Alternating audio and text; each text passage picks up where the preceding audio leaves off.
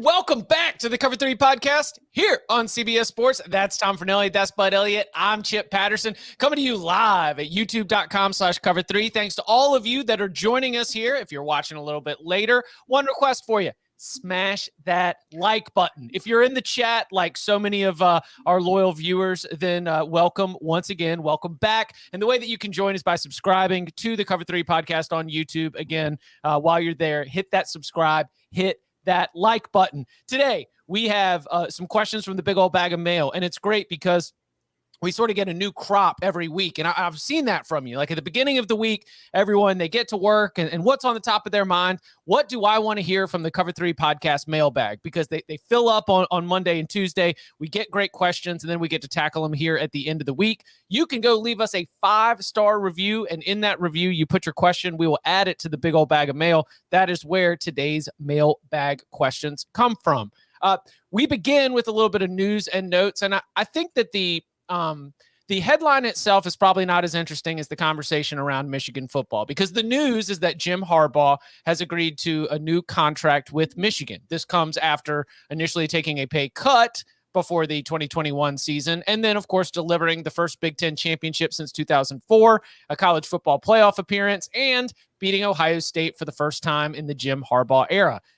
The time since then has been a little bit rocky. Josh Gaddis off to Miami. Mike McDonald, the defensive coordinator, he goes back to the Baltimore Ravens. And on National Signing Day, though he didn't really have any work to do, he still had a top 10 class, Jim Harbaugh goes to interview for the Minnesota Vikings job. He does not receive an offer. He comes back. And so we can get into the terms. We can get into the financial side of this. But to me, it feels a little bit basic. This was like, it wasn't defining the relationship like DTR, but this was like reestablishing the relationship, right? Like, isn't this Jim Harbaugh saying, like, we've been through some highs, we've been through some lows, things have been a little bit rocky in the last 18 months or so. Let's set things moving forward. And so, what stands out to you about the new Jim Harbaugh contract at Michigan? I mean, what's the buyout? It's not enough to keep me if I'm an opposing coach from negatively recruiting you. I can tell you that. It is not a buyout. He's going to be earning. So he was up at 8, and then we thought he was overpaid, maybe on the hot seat. He takes a pay cut closer down to 4. This reestablishes him around the 7 range. But you mentioned the buyout, $3 million in 2022, and then it drops. And that's when your buyout is half of your annual salary, and it's only going to be going down. It is. It's like how there's no exit fees in the SEC. Have y'all ever known this? We got conference realignment talk going on a little bit later too. Yeah, the SEC is like, oh, you want to leave? Sure, I dare you. Go ahead, walk for that door. So no buyout is an interesting piece of this. Yeah, it's a very interesting piece of it, but it's like the whole situation that we've talked about the entire time with Harbaugh, where it's different with him in that you don't really know what he wants to do. I don't know if he knows what he wants to do all the time. So it's like when you compare it to like any other school, you're like, oh, for Harbaugh, it might just be they're just, it's both sides are kind of getting what they want. Harbaugh's getting the raise that he wants to get back to, like, the respect of considering what he did, with the team this year after taking the pay cut and all that kind of stuff. So as far as just having comparable pay compared to other top coaches, but then on Michigan's end, it's like, hey, if this thing goes in the wrong direction, we can get out of this pretty cheaply if we want to. So I don't think that there's anything about this deal that says to me that he's not back and he's not committed to being there and he doesn't want to be there and he's going to go flirting with the NFL again. I don't know. He might not. I don't think this deal says anything about that. And I don't think it says anything about how Michigan feels about having him, because he literally interviewed with an NFL job on National Signing Day, and then Michigan happily welcomed him back with open arms. So they're clearly happy to have him as long as he wants to be there. So like Bud, you were saying, it's going to get used against him in recruiting, I'm sure. I just don't know how valid it is. How valid the negative recruiting will be? Yeah. Like, I mean, I'm sure somebody's going to buy it, but I'm just saying, I don't know if you pay that much attention to what's happening, if it's going to be, there's a lot of truth behind it. But again, when it comes to recruiting, you don't really need the truth behind it. Yeah, truth is not all that important in negative recruiting. Just having some factual element as your basis, and then you can kind of spin whatever you want to spin. And then the factual element they'll have is that, hey, in year 4 of you playing there, if you sign up for this year, his buyout will be $750,000. He'll make that almost per game that he coaches.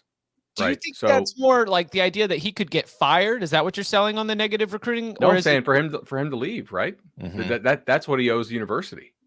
buyouts have never been a big deal to me when we talk about NFL. I've always been given the impression that because what NFL franchises can spend on coaches, that picking up a large buyout for a college coach has never been a hindrance for an NFL team if an NFL team really wants you. Well, NFL teams print money, but in general, I think college coaches like like if you take the top 10 college coaches, I bet you they make more than the top 10 NFL coaches Yes. on average. Ooh, I'm okay. I see what fairly you- certain about that. But then again, like the NFL teams have money, like they have more just surplus cash that universities kind of just throw into facilities, right? Because they're quote unquote nonprofits and they have to show they Mhm. don't make a profit. It is interesting to me how the leverage has sort of shifted here, right? Before last year, Michigan had almost all the leverage on Harbaugh. He had done a fine job there, but in the big games, they had not done as well as you would hope relative to like their overall power ratings. This year, they came through, they win the big games. The leverage kind of swings back to Harbaugh.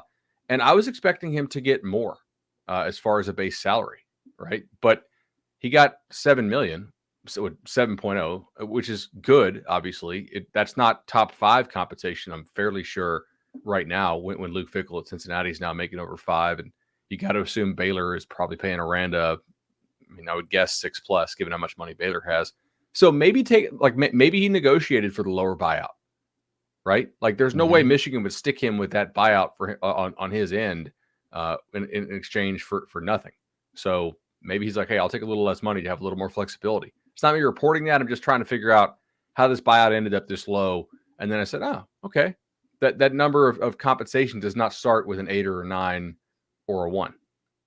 And are the Raiders cash poor? John Mack in the chat says that it could be a high buyout. While I was saying NFL teams don't care about buyouts, there might be some organizations that actually don't have that cash. Is that the case?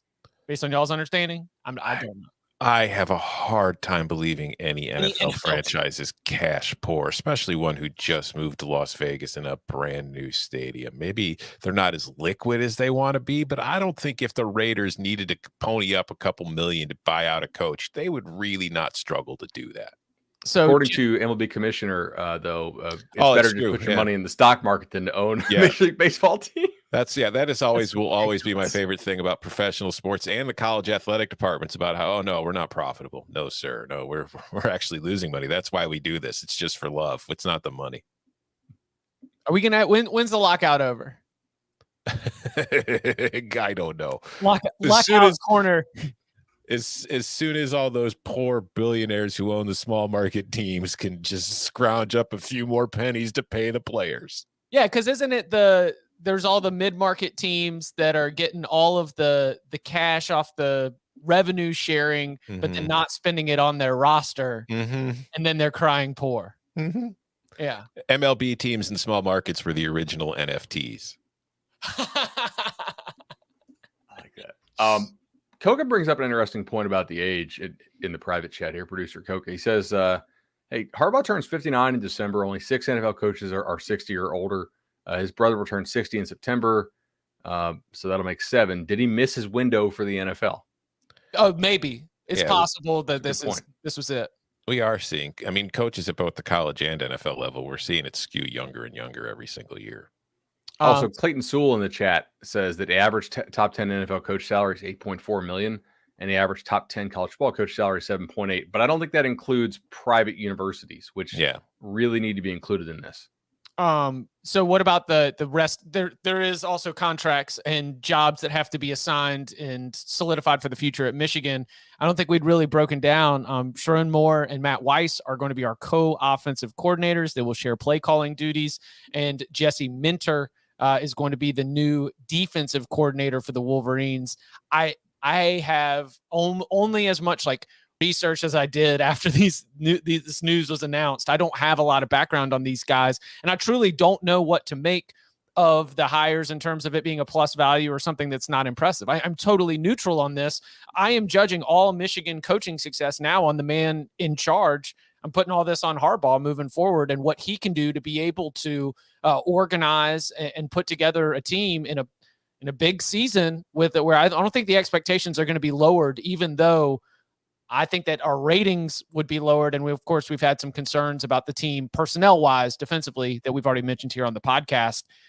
One of his jobs is hiring. One of his jobs is deciding what to do with the staff. Do y'all have any thoughts or any insight on what we can expect from the reworked Wolverine staff?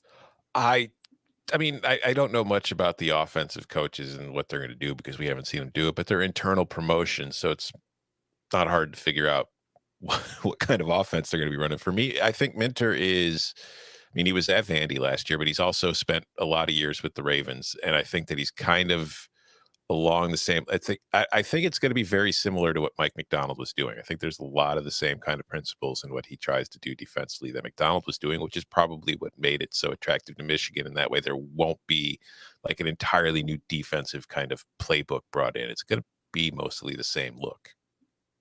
Yeah, I can agree with that. Minter, look, he coached for 4 years, if I'm reading this right, with Baltimore. Mm-hmm. So the last time that Jim went to the other Harbaugh, whose name is now escaping me somehow. John Harbaugh, excuse me. Thank you. They're very, very odd, strange names. The last time he went to his brother and was like, hey, flip me a DC. John gave him a guy that worked out really, really well. It also helps to have those two hellacious pass rushers that they had in this defense, because you could call kind of whatever you wanted on the back end. And then Daxton Hill, exactly. Be pretty good. But then Clark Lee, who obviously is an excellent hiring guy. He hired Barton Simmons from this podcast and is a good defensive mind. Obviously, he made him his DC there at Vandy. Vandy doesn't have a whole lot of team speed, so I don't really know if you can evaluate totally what he did in 1 year in a transition at Vanderbilt. But look, it's a guy who grew up around coaching. I'm sure he got his brother's blessing on it, because Minter's dad is Rick Minter, who coached at Cincinnati. Yeah, Cincinnati for a while. And because when I first saw the name Minter, I was like, wait a second, like which Minter? Because Rick Minter, I think, is still coaching somewhere. He is currently an assistant. It's I don't know if he's still there, but it said his last job was in 2020 at Southern Miss as an analyst. Okay. I would check out the Michigan Insider podcast, by the way. I don't just throw that out there just to be a network guy. Sam Webb and those guys do a really good job there. They break it all down. I mean, his reporting on the Harbaugh saga was really good. Like, he didn't jump the gun. He's like, hey, if he's offered, I think he'll take it. Whereas other people were like, hey, he's gone. I was like, well, okay. Like, he still has to be offered. And Sam said, hey, the interviews are real. To me, that says like he's pretty plugged into the program there at the Michigan Insider. And that's a good podcast to listen to if you want more of that. Quickly, keep it in the Big Ten. Ohio State Athletic Director Gene Smith indicated that while there may have been some belief or some movement towards going to an 8-game schedule to allow for more flexibility, that the Big Ten was not going to be interested in it. The athletic directors, at least, are favoring sticking with the current 9-game schedule. Some of this comes in the midst of the alliance, where there was a thought that there could be some scheduling agreement between the ACC, the Big Ten, and the Pac-12. What I took from his statements was that the individual comment and the isolation of, with our TV partners, we decided that conference game was more valuable than whatever we were going to get, which is such a sit-down type of moment for the ACC and the Pac-12, for the Big Ten to say, no, actually, what is more valuable to our television partners to make sure that we get the most amount of money is for us to not play a non-conference game against an ACC or a Pac-12 opponent as part of this big agreement, but for us to keep this all in-house so we can keep these massively large alumni bases watching the same games against each other, rather than having to introduce someone else to the equation. To be clear, It does give them less inventory. Yes. It just as a matter of principle, because all the visiting games of those non-conference games are going to end up going to whoever the home team is. But correct. Is it worth noting that Front Office Sports reported today that NBC is expected to make a major push, perhaps up to $1.1 billion for the Big Ten rights, and that CBS, who full disclosure we work for, I guess not anymore now since we work for Paramount, but still the same company. The same company. Yeah, okay, that's fair. It's just another new email address for us. That's all it is. I'm still going to use CBS because more like from a media side, more people are like, "Oh, it's CBS, cool." Like maybe this is part of that negotiation tactic too. Because if you have these non-conference games, you do have to split those rights with some other folks. Like Gene Smith is in favor of a 9-game conference schedule. I could tell you not every Big Ten AD is in favor of a 9-game conference schedule. It was, and I mean, Gary Barta was like about a month ago was the one that brought up they might go to 8 games, or they're, it was looking like they were going to 8, and now Gene Smith's saying, no, we're going to go 9. I don't know. There's disagreement within the conference, I think, on it, because I think that for some schools, the idea of a scheduling alliance with the Pac-12 and the ACC is attractive. For Ohio State, I think they prefer the ability to play 9 games, and then just if they want to schedule an SEC team, they could schedule an SEC team. I think that's kind of where Ohio State's coming from. And I also think Ohio State doesn't mind playing the extra Big Ten game because it's Ohio State. So it's probably going to be the better team in that game anyway. So who's in favor of not playing Ohio State? Somebody in the other division, because if you take it off, that's less of a chance, or less often, that we will be playing Ohio State. Yeah, but you know how I feel. Go to 10, go to 11, go to 12. I don't need non-conference games. In the SEC, who is in favor of going to 9? It's Nick Saban. Mm-hmm. Yeah. It's always the guy who has the best team in the league who then gets to say as a talking point, hey, we played 9 conference games. Mm-hmm. Right now, non-conference games for Alabama is not necessarily that much tougher. It's probably easier than some of the non-conference opponents they open the season with. Non-conference games for somebody else is quite a bit tougher. Yeah, and people mention well, if you play 9 conference games, that's an extra game that you could lose. If you have to play Purdue instead of East Tennessee State, that's dangerous. And it's true, there's a greater chance of losing. But the other side of that argument is for the teams like Ohio State, Alabama's, those teams, the more games you play, the less margin of error as far as who the better teams are separating themselves from who the worst teams are. I also don't think Ohio State plays FCS teams. No, Big Ten teams by and large stop playing FCS teams for the most part. They still get a few every single year. There was a couple years where they just didn't allow it, and then the games that were already scheduled, they allowed to stick. And then they've kind of laxed on that rule because some teams have started scheduling FCS opponents. But for the most part, the Big Ten doesn't do it, which I don't know I get it, but I think there's an argument for it and there's an argument against it. I mean, you can, as long as you cycle like a UConn or let's see, Southern Miss, Arkansas State, they'll grab somebody from the bottom 30, right? Like bottom 30, bottom 40, but Illinois is playing Chattanooga this year, and they moved that game to a Thursday night, by the way. Is it week 1? No, it's like their 3rd game of the year. It's they open with Wyoming, and then they get Indiana on a Friday night, and then I think they play Virginia. Then they're on a bye, and then they play Chattanooga that Thursday coming off the bye. Really, what they did was they moved the game 2 days earlier to give themselves an extra 2 days to prep for Wisconsin. There you go. That's Galaxy Brain Burt right there. Mm-hmm. Okay, Bud, in your legal expertise, I need some help, because 3 teams that were members that are going to be eventually members of the Sun Belt Conference, that would be Marshall, that would be Southern Miss, and that would be Old Dominion. They're leaving Conference USA. They're going to be arriving in the Sun Belt, making the Sun Belt. James Madison's coming in too. We've talked about how the Sun Belt's moves in conference realignment.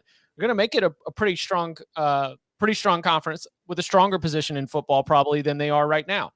But those 3 schools, Marshall, Old Dominion, and Southern Miss, all said, we're going to be out after this year.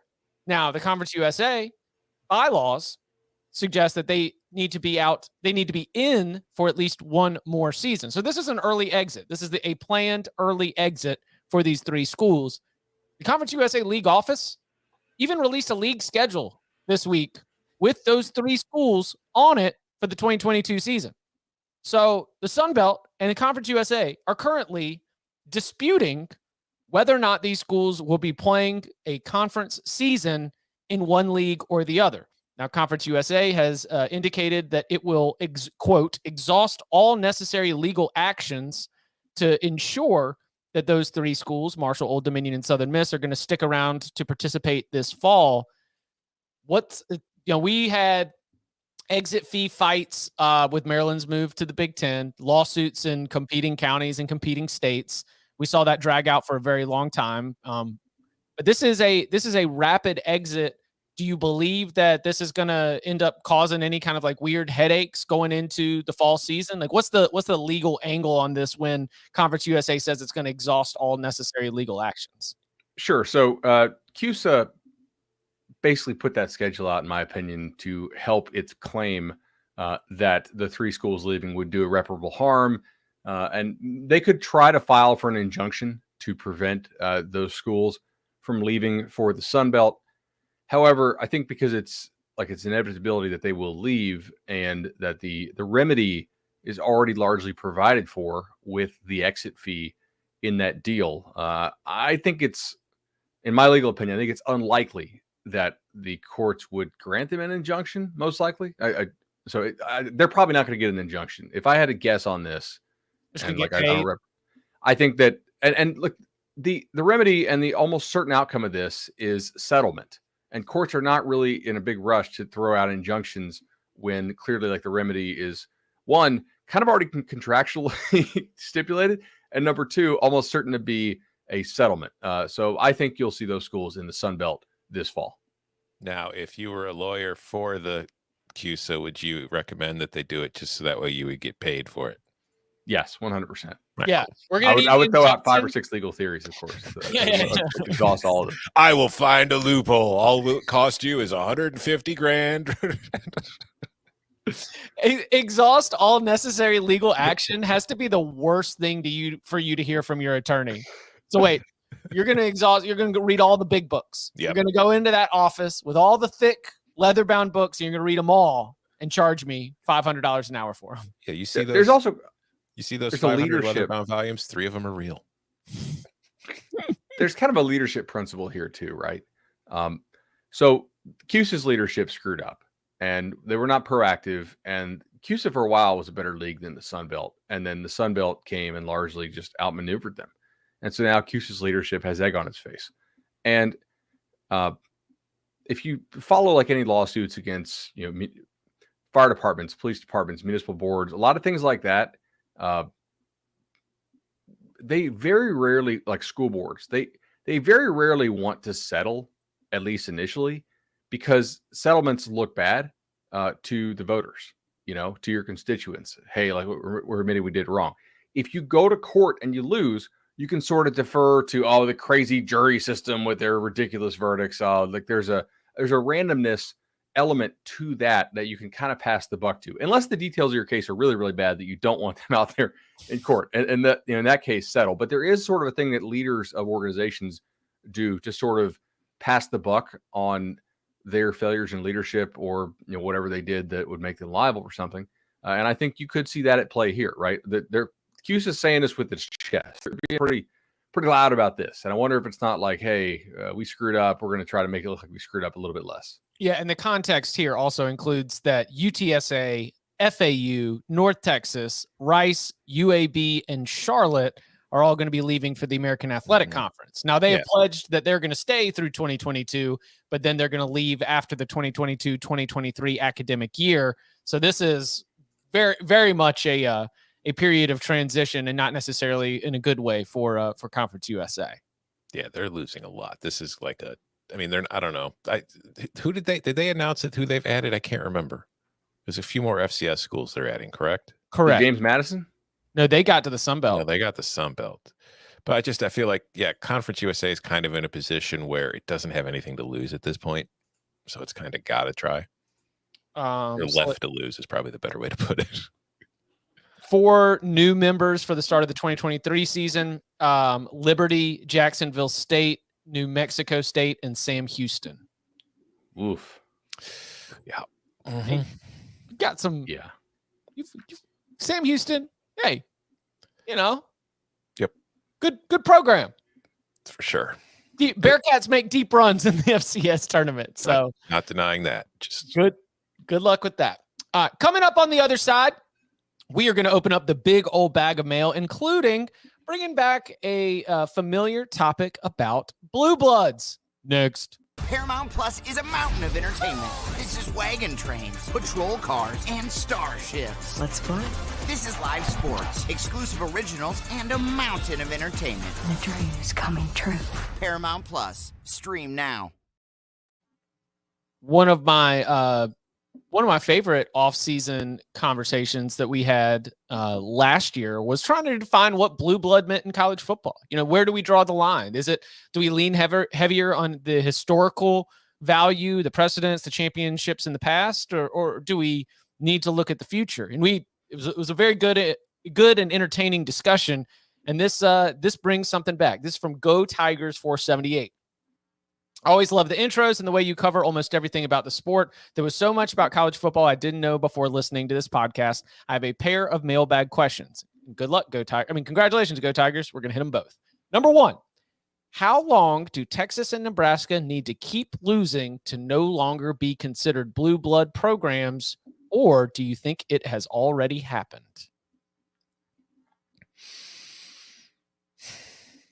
My baseline principle here is that Texas has an 8-year either head start or extension just based on your national championship.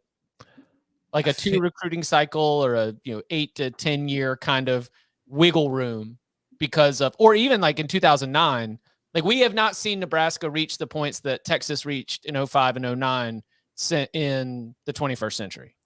But Texas is a blue blood in the truest sense of the term in that it has so much money.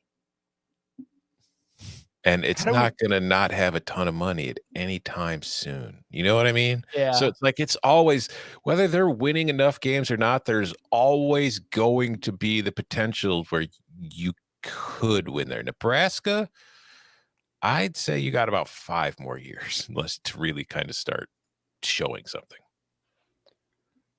How are we actually defining blue blood? I think that's what makes it interesting. I think those are the debates that make this stuff fun to talk about in the off season. Clearly, Tom thinks that money and just sort of like spending power and what you can do as a big football machine is going to be a big part of blue blood. I think that I'm leaning a little bit more for on-field success and championship contention. That you are a program that when you go around in conference play, all the other fan bases are fired up because beating you would represent beating the best. The blue blood is like this is the measuring stick for what we want out of a college football program. In that sense, Nebraska's already slipped, and it might have slipped when it made the move from the Big 12 to the Big 10, and that being part of the intangible part of a blue blood. But because Texas had a national championship team in 2005 and a team that played for the national championship in 2009, it feels like even by those less financial definitions, the amount of time that it would take for Texas to lose it, I think it could be lost because you could be Texas A&M. Texas A&M has a lot of resources, but no one calls them a blue blood. It's got a lot of money. No one calls them a blue blood. They got a lot of history.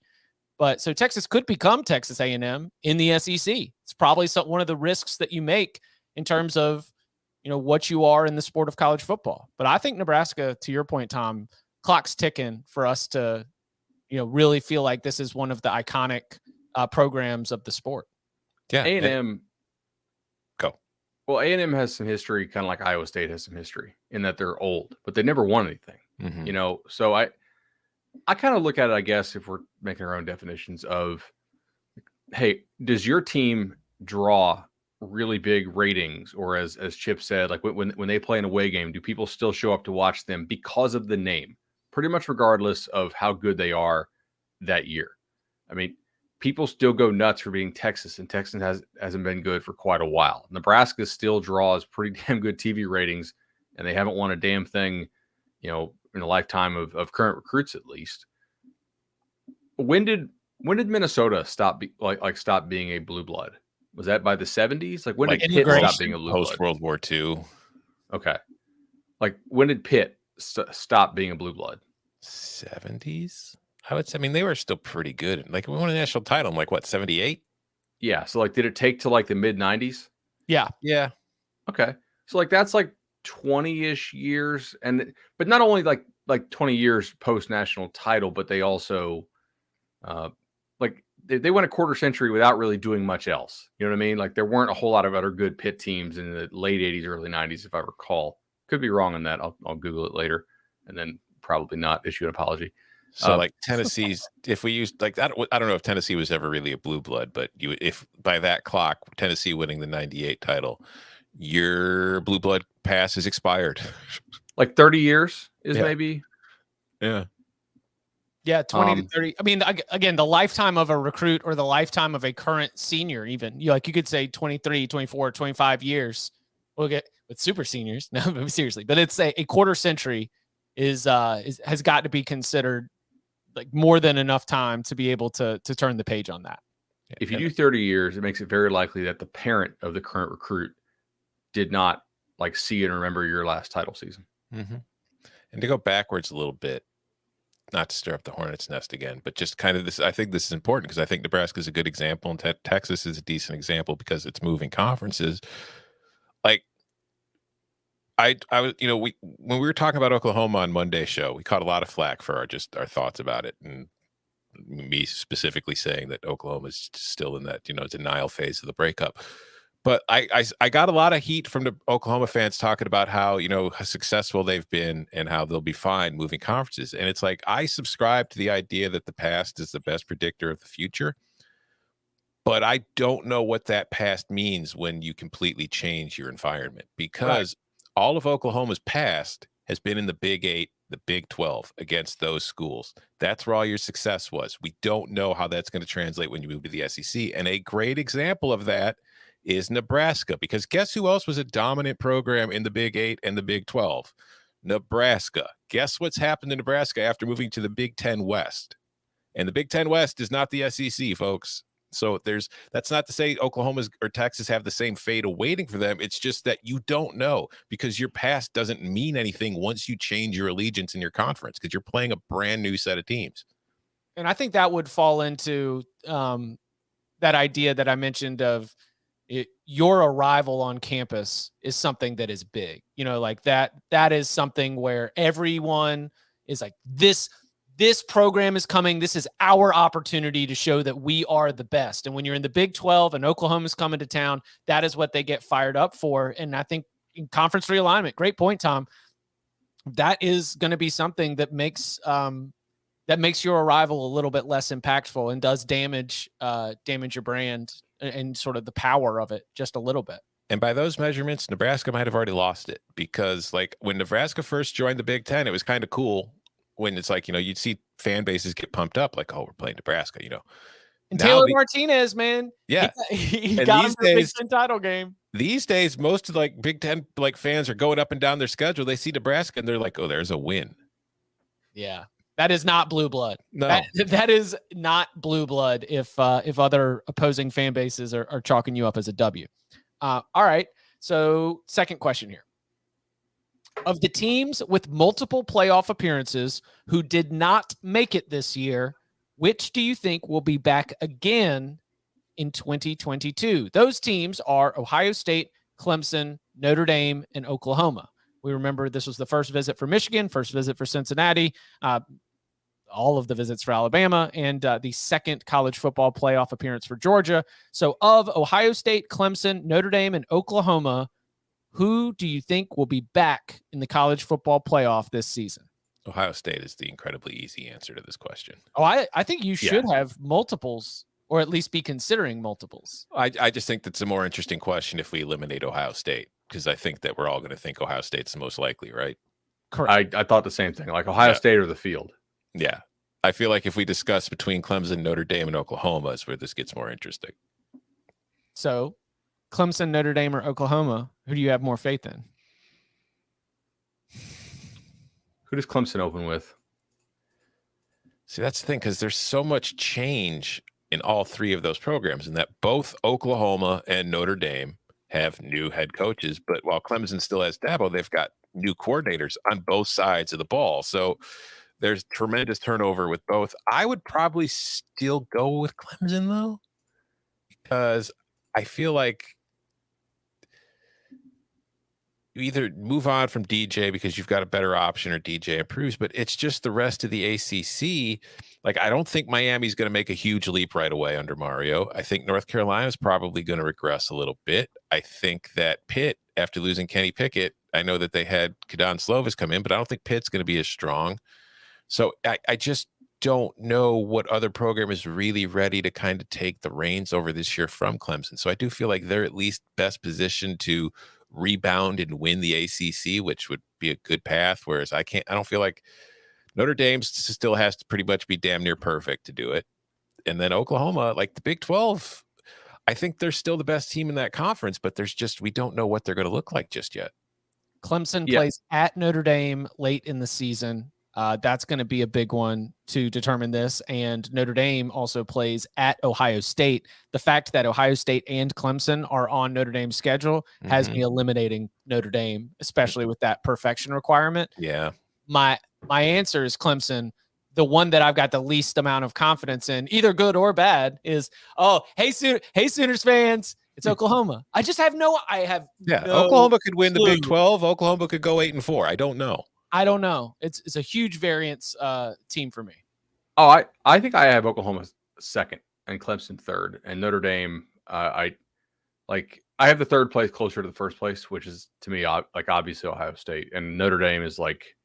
I guess I'll have Notre Dame fans in my mentions today. I don't see them as being in this discussion in this year. Maybe I'll be wrong, but opening at Ohio State is a really tough game. At North Carolina is certainly not a gimme. BYU on a neutral site is definitely not a gimme. I think BYU might be pretty good. They should beat Syracuse, but again, Syracuse is 14th in the country in returning production per Bill Connolly. They do travel to USC. There is some chance that USC's offense. I don't have a lot of faith in USC's defense. I'm not really impressed with what they've done in the transfer portal defensively, but offensively, there's a chance USC might just be hanging a whole lot of points on a lot of folks. Oklahoma should be favored in every game, I think, even with all the turnover. Doesn't mean they're going to win every game. I mean, I wouldn't bet them like over 10 or anything like that. But if you hung a 9. But we've got two new first-time head coaches in Marcus Freeman and Brent Venables. Brent Venables has a much more manageable path as a first-time head coach than Marcus Freeman has with that Notre Dame schedule. Yeah, Notre Dame feels like a 9-3 team, and then 10-2 if things go really well. The nastiest 9-3 team. Yeah, they'll be a top 10 9-3 team because two of the losses will probably be to Ohio State and Clemson, and then maybe they lose to whether it's at USC or BYU or at North Carolina. Can we throw some shade on Oklahoma? Can we throw more shade? Yeah. I mean, why not at this point? At this point, we're dug in. I mean, it might as well be the Iowa State of our offseason. We're no longer a Georgia pod. We are an Oklahoma hating ass Oklahoma pod.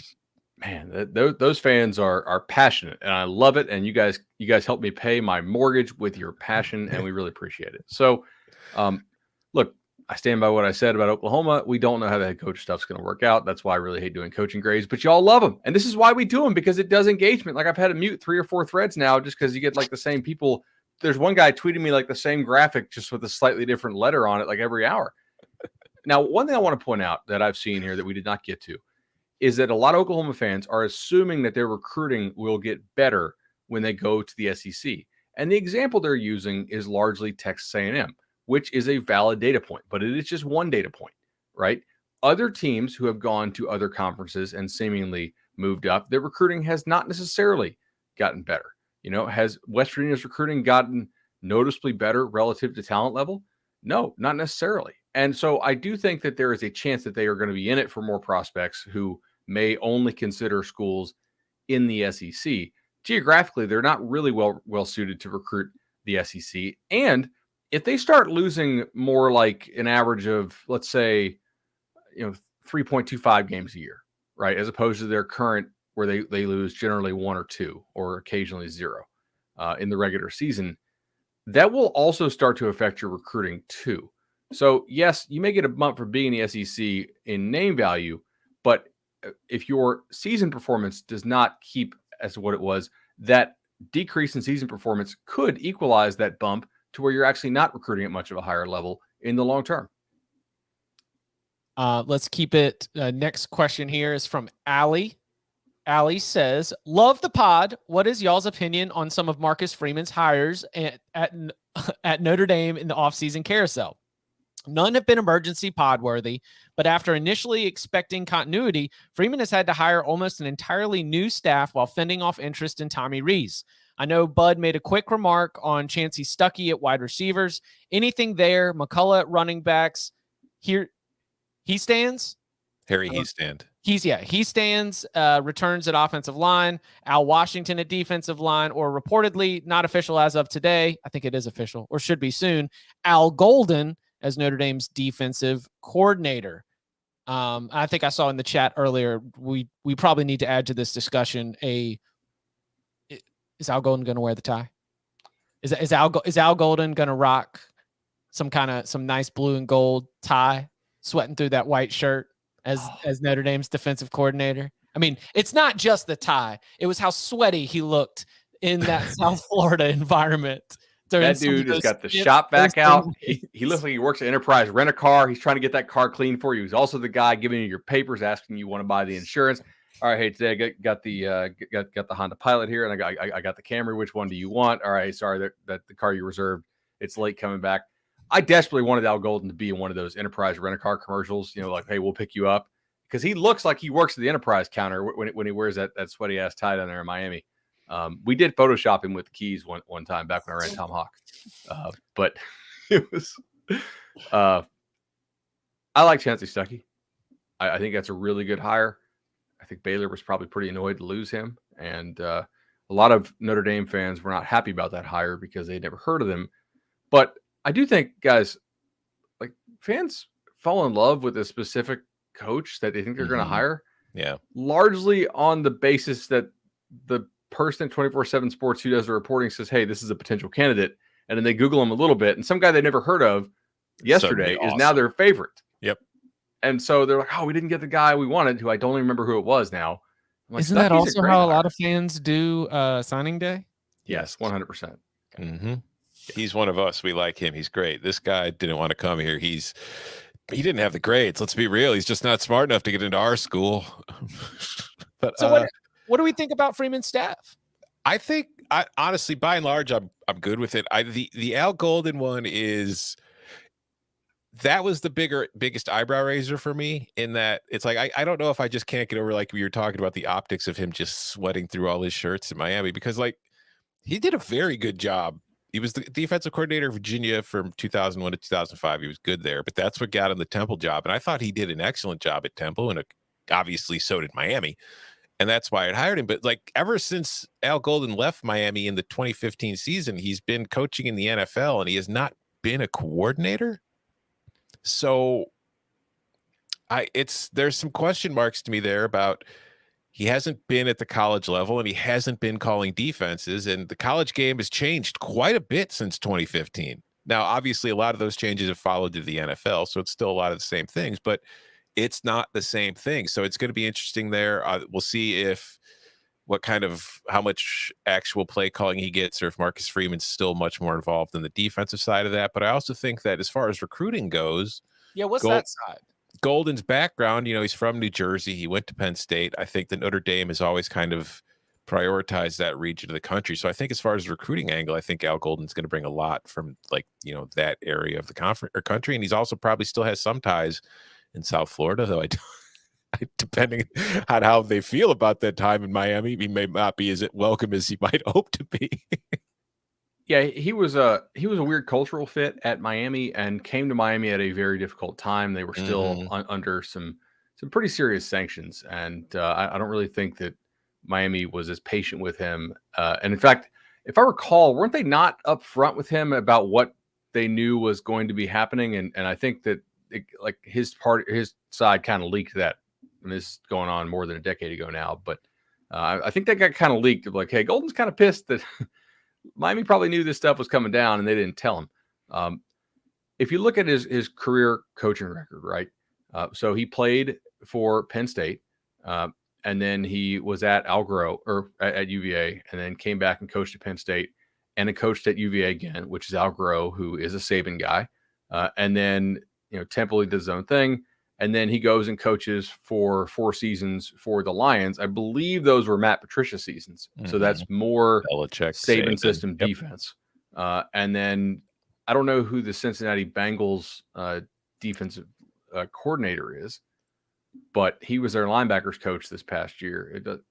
Man, like Wikipedia pages are kind of weird. Who was the defensive coordinator for the Bengals? Terrell? No, not Terrell Austin. They fired him mid-season apparently. Yeah, I can't remember who took over the play calling, which you'd think you'd know, seeing as how they were just in the Super Bowl. Lou Anarumo was calling the defense at the end. There was only one Cincinnati Bengal who mattered to anyone who was watching the game, and he was Lou Anarumo is okay. So Anarumo was he ever with? He was Merchant Marine Academy in the 90s. Would that have been Belichick? No, Belichick was in the NFL at that point. Harvard, Marshall, Purdue, Miami, New York. So no, I don't think there's really any kind of connections there. Other than like obviously Freeman being in Cincinnati and Golden being in Cincinnati, they've probably like hung out or at least talked ball since they're in the same city. It wouldn't shock me if Freeman visited Bengals practice or whatever, or if Golden was able to get over there and watch Cincinnati practice a good amount. My thought is like Freeman does not run a real Saban type defense. But if you want to get a guy who is pretty good with fundamentals and maybe can bring some of those Saban type principles to what you do and maybe try to mesh them together a little bit, maybe that could work out pretty well. That could be interesting. Is Freeman still calling the defense? I don't know. I don't know what the plan is for that yet. I would think that if you're hiring Al Golden, you are. No, I think that Al Golden is probably going to be, but I don't know. I can't say with certainty what the situation there is going to be. I think he did in the bowl game, but I'm not sure if he plans to for the upcoming season. Obviously, that was before the Al Golden hire was announced. I will say, I feel like most head coaches should just be head coaches. Just in general? Because I think it's hard to call a defense while trying to run a bunch of other things, because defense is so reactionary that you kind of have to wait and be quick. And I think it would just be too distracting for a head coach. But I don't know. I mean, some do it well. I think that optimally, if in my situation, if I'm hiring a head coach, I want him to be the head coach and let his coordinators coordinate. Gary Patterson is always the name that comes to mind when I think about it, because there's some offensive, I'm the play caller and the head coach. I don't know a lot of the defensive ones, but I know that Patterson held on to that all the way through the end of his tenure at TCU. I know Lovie Smith was the Illinois defensive coordinator the last few years there, but that was simple because it was just cover three, strip the ball, cover three. Yeah, easy play calls there for the Illini defense. All right, one more here. This one is from Dirt Mike. What's up, Dirt Mike? You and Bill Connolly forgot to mention how Kansas is in the top 10 of returning production. Plus, they added some key transfers and positions of need. Odds that they don't finish last in the Big 12 next year. Not great.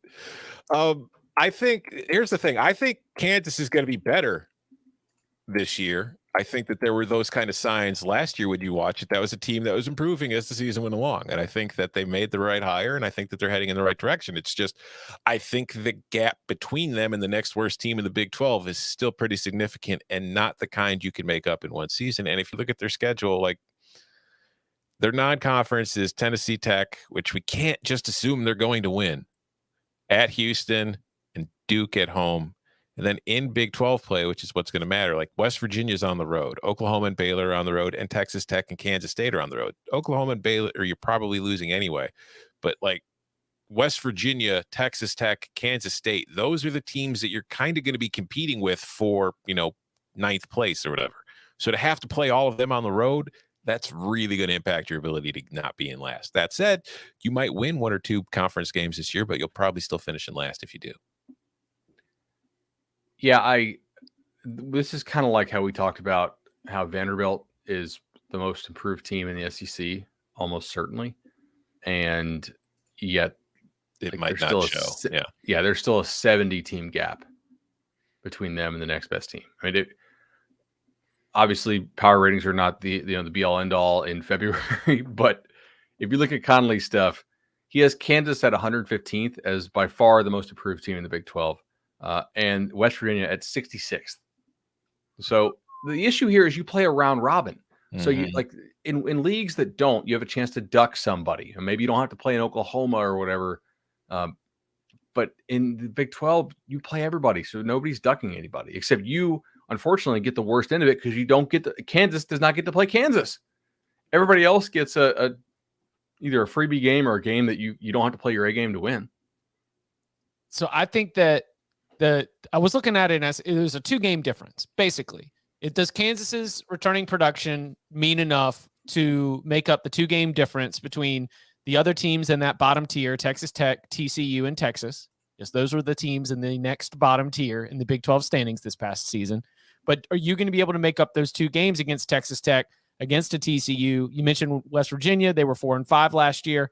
I don't think it's 2 games. I think it could be 1 game. This could be a Kansas team that goes 2-7 in conference play instead of 1-8.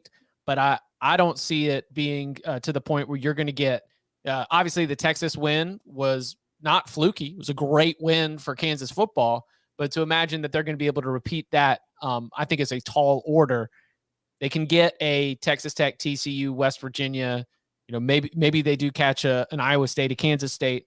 But I think that the idea that we're going to go from 1 to 3 in this current Big 12, I think is a little bit tough. So the odds of not finishing last, to answer the question from Dirt Mike, not good.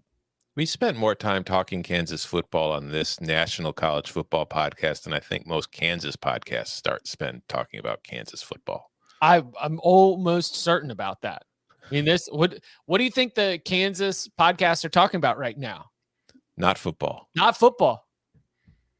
I mean, like, how many players on Kansas do you think other national podcasts can name? And do we get credit for talking about the G5? We talk about Kansas if nobody else talks about Kansas. Like when the comment comes in the review, it's like, I love y'all for all the national takes. Wish you got a little more Group of 5, but I totally get it. And so everything you do is great. It's like, well, we are talking about Kansas. Because losing to Kansas makes you a blue blood. It is a requirement. Yeah, this is no longer a Georgia podcast. This is a pro Kansas, anti Oklahoma podcast. Mm-hmm. Yes. Are you comfortable with that, Bud?